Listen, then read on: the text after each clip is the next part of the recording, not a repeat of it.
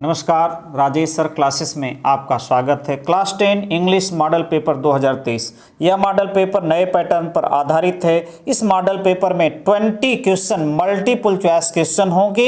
यह model paper आपको board exam 2023 में 70 में से 65 से लेकर 70 अंक दिलाएगा। तो पूरा वीडियो देखिए, मित्र दोस्तों में शेयर कीजिए। तो देखिए क्लास 10 इंग्लिश मॉडल पेपर 2023, समय 3 घंटे 15 मिनट, पूर्णांक 70। Note first 50 minutes are allotted for the candidates to read the question paper for 15 minutes, यानी 15 मिनट क्या है आपको पेपर पढ़ने के लिए दिया गया है। इंस्ट्रक्शन निर्देश, this question paper is divided into 2 section A and B. यह पेपर 2 सेक्शन ए और बी में विभाजित है। Section A consist 20 multiple choice question, इस question is of 1 mark. Section A consist of 20 यानी 20 मल्टीपल चॉइस क्वेश्चन, बहुविकल्पी प्रश्न होंगे और प्रत्येक प्रश्न 1 नंबर का है। Section B consist descriptive question of 50 marks, वर्णात्मक प्रश्न होंगे जिसके लिए आपको कॉपी मिलेगी, उस पर उसका आंसर लिखना होगा। और इसके लिए क्या करना होगा, वो एमआर शीट मिलेगी। जो ऑप्शन सही होगा उसमें गोले को आपको काला या नीला करना होगा, रंगना होगा। ऑल क्वेश्चन आर कंपल्सरी, सभी प्रश्न अनिवार्य हैं। Marks are indicated against each, कितने नंबर का प्रश्न उसके सामने लिख दिया गया है। तो देखिए सेक्शन ए पहला प्रश्न। सेक्शन ए क्वेश्चन 1 से 3। Read the following passage carefully and answer the question that follows choosing the correct option.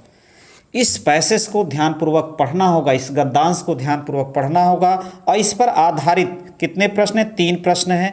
उसका जो सही विकल्प होगा उसका चयन करना होगा और एमआर शीट पर गोले को काला या नीला करना होगा। तो देखिए पैसेज क्या है। A rich man had kept a dog to guard his house at night. In the daytime, the dog was tied with a chain to a heavy stone and was free at night. Every day, a bird came and saw the dog and the two becomes friends. दोनों मित्र हो जाते हैं। The bird would play with the dog and also tease him. उसके साथ खेलती है और चिढ़ाती भी है। But the dog did not mind this at all. लेकिन कुत्ता क्या करता है, उस पर ध्यान नहीं देता, माइंड नाराज नहीं होता। When the dog got his food every day, the bird would came near and catch a piece of food. She held it up in her beak, अपने चोंच से क्या करती है, उसको दूर ले जाती। And was out of his reach just to tease him, उसे चिढ़ाने के लिए क्या करती, चोंच से उसके खाने को दूर ले जाती। But the dog did not get angry, लेकिन कुत्ता क्या नाराज नहीं होता। बिकॉज ही वॉज ग्लैड, वह खुश है। To have someone to play with, कोई उसके साथ खेल रहा है। ये है आपका पैसेज। अब देखिए इस पर 3 प्रश्न दिए गए हैं। पहला है who was the dog friend. तो पैसेज में देख रहे हैं who was the dog friends कौन है, ए कैट, ए बर्ड, ए काऊ, ए गोट। तो ये बर्ड, ये सही है, इस विकल्प बी सही है। और अगला है with whom did the bird play. With whom यानी चिड़िया किसके साथ खेलती थी। With whom did the bird play, तो जानिए आप पैसेज में देखे ही हैं द डॉग, कुत्ते के साथ। तो विकल्प ए सही है। अब अगला है तीसरा इस पर, whom did the bird tease, चिड़िया किसे चिढ़ाती थी।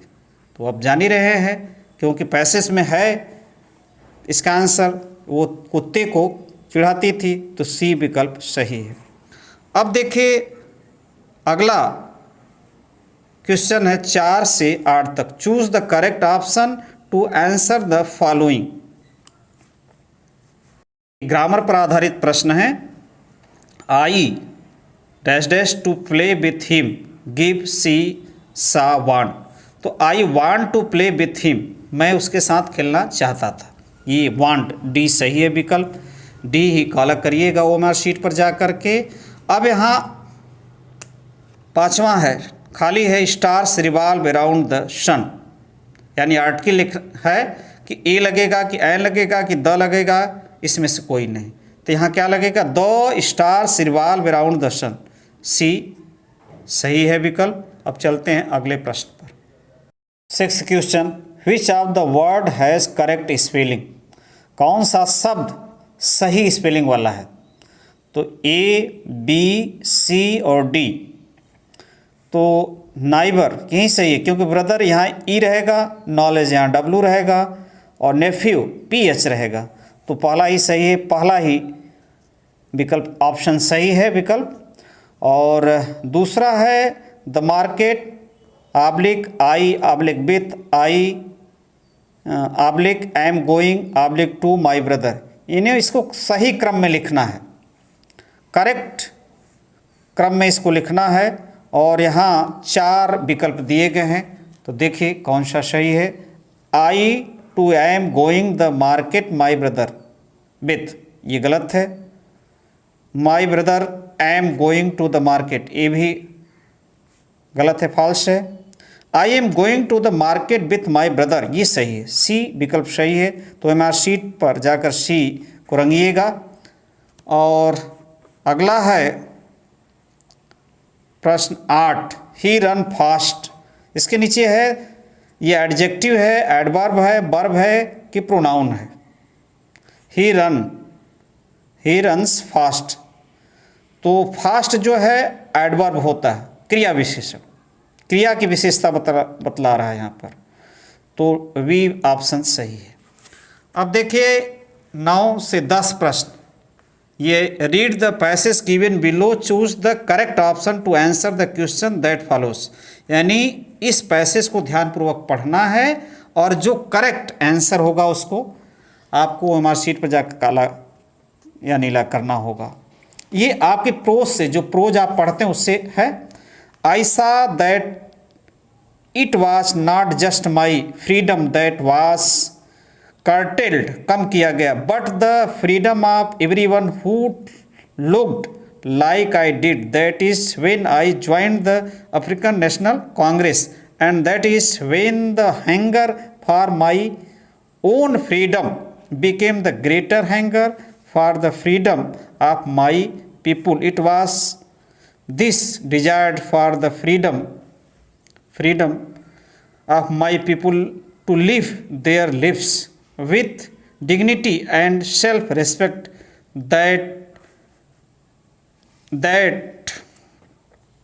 animated my life, that transformed a frightened young man into a bold one, that drove a law-abiding attorney to become criminal, that turned a family-loving husband into a man without a home, that forced a life-loving man to live like monk, एक साधु की तरह उनका जीवन।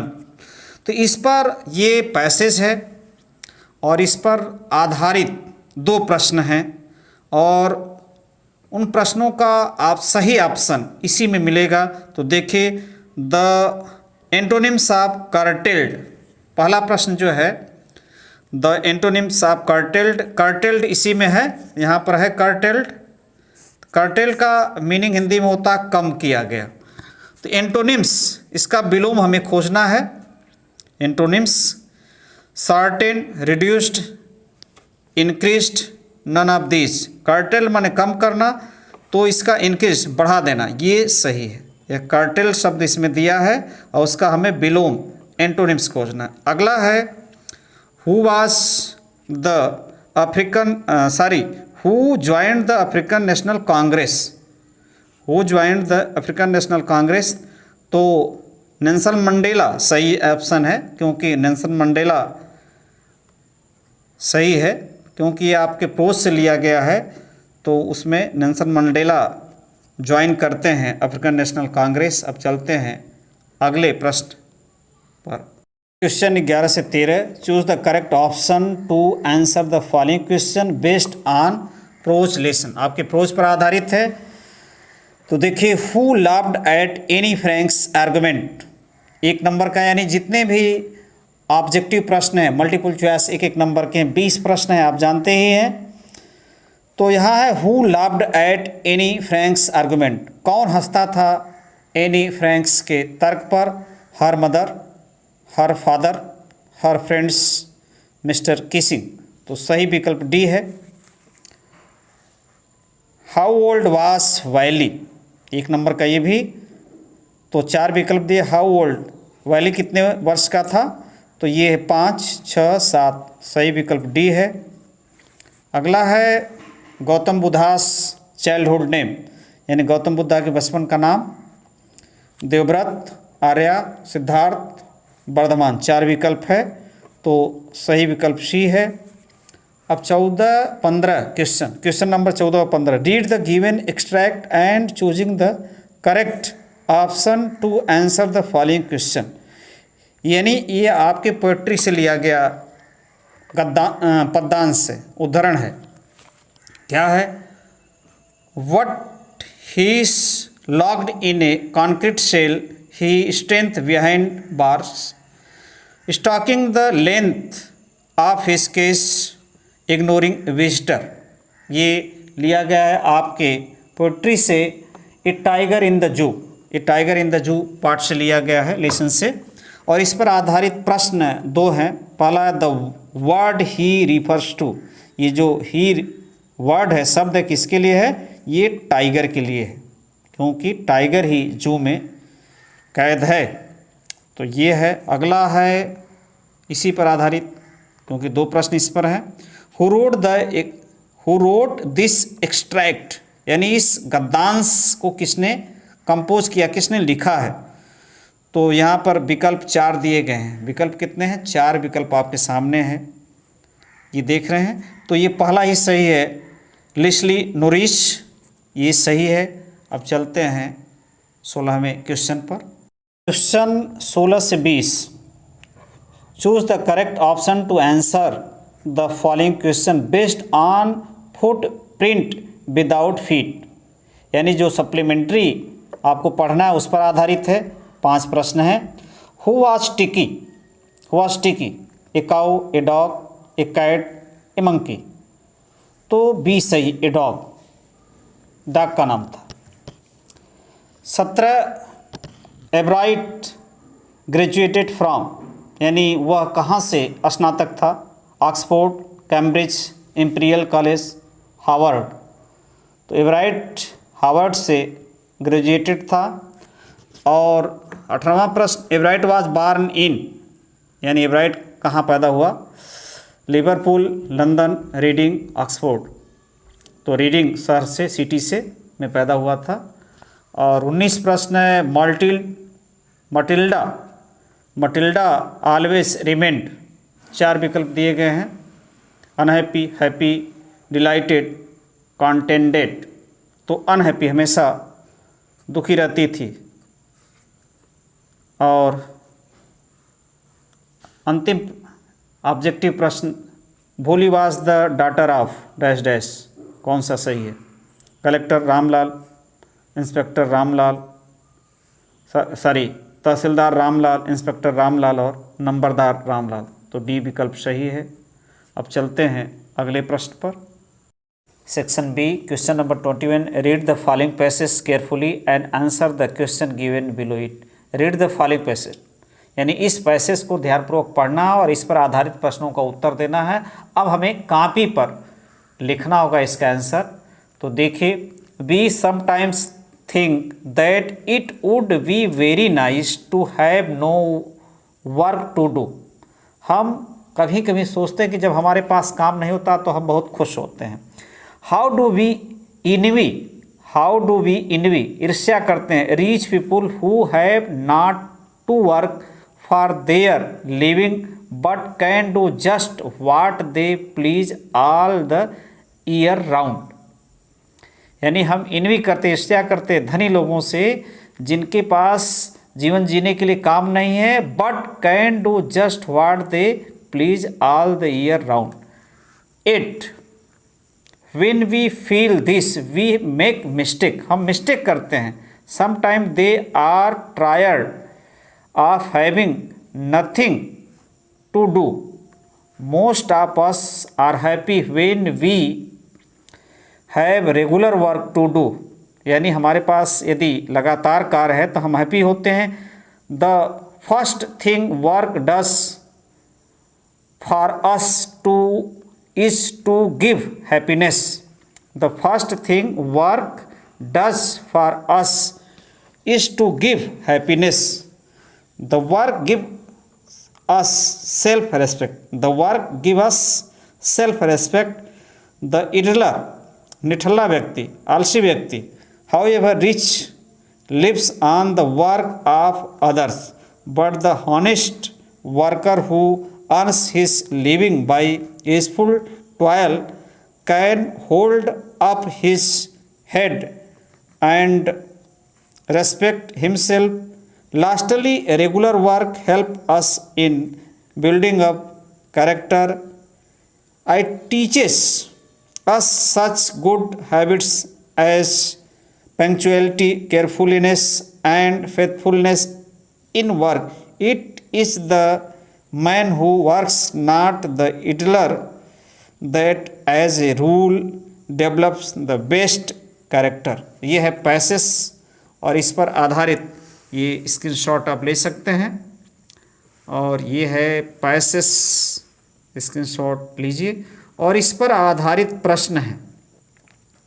यहाँ पर 4 प्रश्न हैं और 2-2 नंबर और 1 नंबर के. Why do we sometime envy rich people. तो इसका आंसर इसी में है. ये आप देख सकते हैं.